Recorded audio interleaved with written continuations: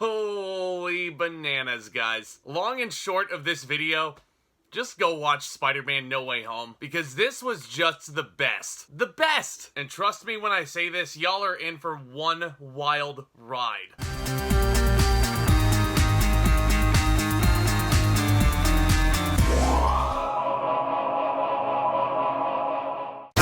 Guys, welcome back to my channel. Thank you all so very much for stopping by. I really hope you enjoy your stay. But let's cut right to the chase. You saw the thumbnail, you saw the title. We're looking at Spider-Man No Way Home. Finally, this is the movie that all geeks and cinephiles alike have been speculating on since the mid-credits scene from Far From Home. And this is once again directed by Jon Watts, completing his home trifecta, if you will. And a lot of people have been dubbing this pretty much the endgame of Spider-Man, with all these villains popping up from seemingly out of nowhere. Actually, no, not out of nowhere, out of different corners of the multiverse. But Tom Holland returns as our friendly neighborhood web-slinger, and after the shocking events at the end of Far From Home with Mysterio revealing Spider-Man's true identity, he's walking around unmasked, and he's no longer able to separate his normal life as Peter Parker, the high school kid, from the high stakes of being a superhero. So when Peter asks for help from Doctor Strange, played once again by Benedict Cumberbatch, the stakes become even more dangerous, forcing him to discover what it truly means to be Spider-Man. And judging from the trailer, the spell goes horribly wrong that Doctor Strange tries to cast, and all these supervillains from past Spider-Man movies pop up. Green Goblin, Doc Ock, Electro, you know the drill, you've seen the trailer, and that's all I can really say about this movie. There's literally nothing else I can talk about. You should just go see it for yourself. So long, everybody! Oh, suppose you want more than that. Well, of course, my friends. Thank you guys for clicking on the video and subscribing. And I apologize for trying to be as vague as possible with this review, because it will be spoiler-free. What you guys may consider a spoiler might be different, but for the purposes of this video, if you saw it in the trailer, I don't think it's a spoiler. So I'm sorry in advance, and you're welcome. But joking aside, guys, Spider-Man No Way Home is the reason why I love going to the cinema. I had an absolute blast with this from start to finish. This is one of those movies that, again, I hate going back to the trailer, but just judging from what you see of that little snippet, this feels like an event that you would feel comfortable waiting in line that loops around the theater. And it really does feel like blockbuster movies are back and better than ever. And this is not just the geek part of me coming out in this review, but I really did love every minute of this movie. First things first, Tom Holland is the best he has ever been as Peter Parker / Spider-Man, and it's not even close. This guy really is throwing his fucking all into this movie. He was likable, he was vulnerable, he was emotional, and this has been a recurring theme throughout my looks at the past Spider-Man flicks, but he really captures what the character is supposed to be. They were on the right track to making him a man in Far From Home, which is a movie that I love. But without spoiling anything, the gravity of the situation he's in and how there's constantly obstacles and shortcomings thrown in his path, it really does feel like the underdog portion of his character was fully realized. And one of my favorite facets of Peter Parker in this film, oddly enough, is the romance. Him and Zendaya just have the most natural, cute, and adorable chemistry together on screen. And again, Zendaya is the best she's ever been as MJ, and it's not even close. This relationship is just so sweet, adorable even, and it really does affect you what happens with these two. And without spoiling anything, of course, about the ending, just getting right to that, it does feel emotionally satisfying in every way. But a lot of folks, I feel like, are a lot more excited to go check out the villains, but the stuff that we get with Peter, MJ, and Ned, who's once again played hilariously by Jacob Batalon, it really doesn't feel like a distraction or anything like that. I was looking forward to seeing what they were going to do next. They're opening up admission letters to colleges, and I was looking forward to seeing how they were going to tackle those situations.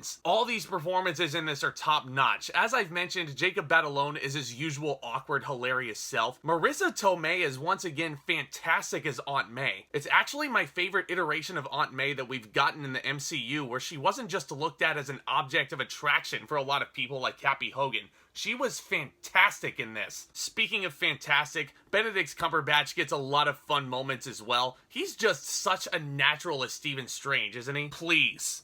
Scooby-Doo this crap. But on the topic of Doctor Strange himself, his involvement actually kind of got me really excited. Now, I know a lot of people were concerned when they saw that he was announced for this cast, you know, because they were kind of concerned that Peter could not hold up on his own and he needed a mentor. But that wasn't what I was focusing on. I was actually more excited that we were going to get a lot more trippy shit, similar to what Spider-Man was doing with Mysterio in the predecessor. Everyone knows how much I adore those loopy action sequences in Far From Home, and I was hyped to see what they were gonna do next to top those. These action set pieces in No Way Home never had a dull moment in them. The big mind-bending sequence on a train that you saw in the trailer that loops around Spidey himself was so fucking cool to see on the big screen. And the Hamilton Bridge sequence that, I get it, a lot of us critics have joked that that's all we were gonna see of the actual movie and that was gonna be the entire thing, you know, because that was the only scene that we would be shown in the trailer. Not implying anything when I say this, but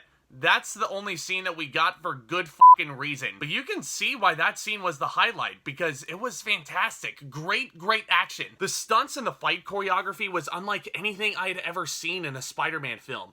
And that's, of course, where Doc Ock comes into play, and seeing Alfred Molina play this guy again was so cathartic. In hindsight, I am so glad that this role was not recast with someone like Mark Hamill. As much as I love Mark Hamill, I am so glad that they actually got Alfred Molina to come back and play this, because there's really not any other actor, I think, that can play that role as perfectly as he can. Speaking of casting choices, J.K. Simmons as J. Jonah Jameson isn't just an afterthought in this, guys. He gets a lot of really cathartic, hilarious moments in here. I mean, everybody does. All the returning actors you saw in the trailer don't just get one line and then they're out of there. They're in there for a good portion of it. Jamie Foxx as Electro was awesome. Such a better iteration of Electro. This is redemption if I ever saw it in cinema. His costume, much more imposing. The yellow tint as opposed to the blue, so much cooler. The performance was also much more grounded, and he was super funny. All the villains that you saw in the trailer, Thomas Hayden Church, who I haven't seen in a movie in years, is back as the Sandman.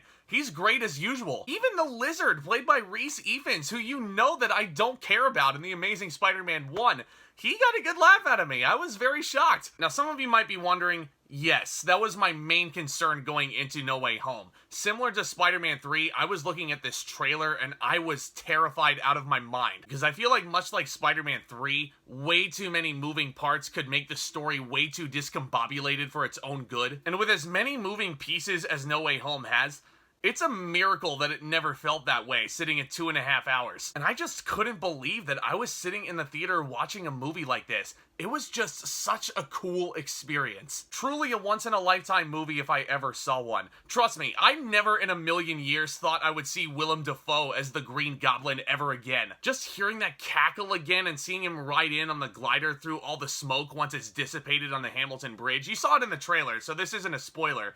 I never thought I would see it again. It was so surreal. And oh my god, Willem Dafoe is just as amazing as you remembered him in No Way Home. Dare I say he was perfect. The Jekyll and Hyde-isms are for sure still there for the fans of the original Spider-Man movie, but much like Jamie Foxx, this was smartly much more grounded and realistic. And I was so glad to see him get the amount of screen time that he and all these other villains had. But Dafoe might have just been my favorite out of all of them that we got to see. I am so happy to say that. He was so good, guys. Now, let me address the elephant in the room. I definitely see what some of these critics are saying when it comes to Jon Watts' editing techniques. And yes, it does feel like these villains were shot separated from each other, like in their own little bubbles. And I don't know if that has anything to do with like the pandemic and the safety of it or what, but I totally get their concerns where it doesn't really feel like as special of an occasion as it should be. And I don't want to necessarily say that I was looking at No Way Home through rose-tinted glasses or anything like that.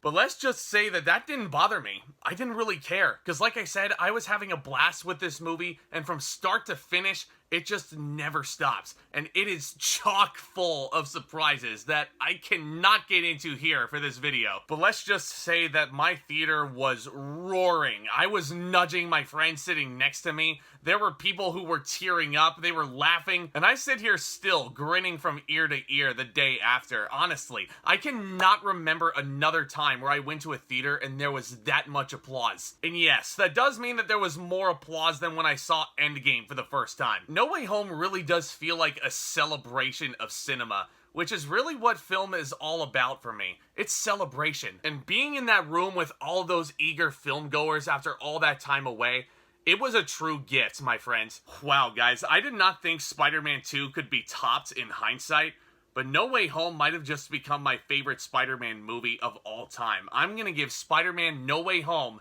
an A+.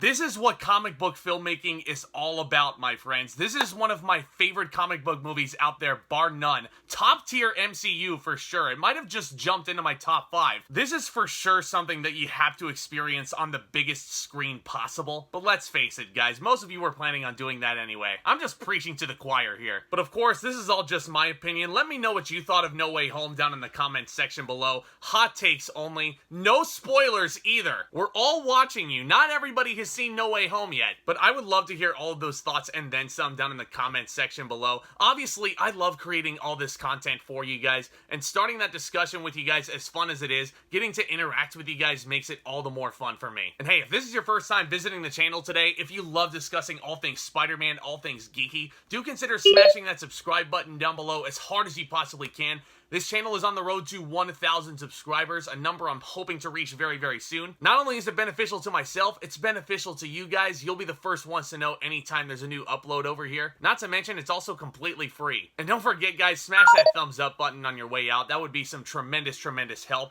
Stay tuned for more exciting content hitting this channel very, very soon throughout a busy holiday season with The Matrix Resurrections, The Kingsman, American Underdog, The Tragedy of Macbeth. There's a lot coming out, and I can't wait to talk about it with you guys. And of course, I've got a couple of very fun live streams planned through the end of the year going into 2022, including a spoiler city where we will be talking about all the crazy stuff that happens in No Way Home. I cannot wait to do that with all of you guys and much, much more. Y'all are the best. Again, I cannot thank you guys enough for your support up to this point. Go see No Way Home, please. Again, you will not regret it. With all that being said, back talk, commence.